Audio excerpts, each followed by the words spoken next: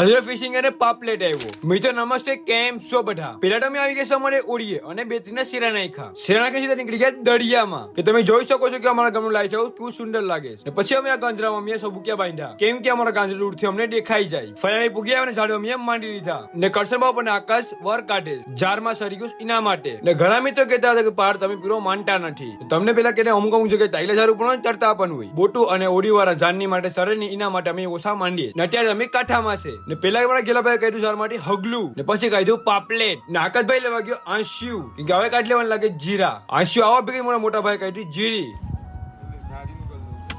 ને પછી આકાશભાઈ ને પ્રયત્ન કરવા.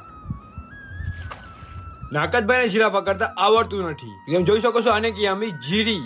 તમે શું કહેતા હોય મને કમેન્ટ સેક્શનમાં જણાવી દેજો. તો ચાલો હવે ઝાડુ ઉપાડીએ. ફાઇનલી ઝાડુ ઉપડી ગયા. તમે જોઈ શકો છો માછલા એટલા આવ્યા કે તમે જોઈ શકો છો આકાશભાઈ થેલીમાં માલ ભરી રહ્યો છે. પાપલેટ, કાટી, દાળો,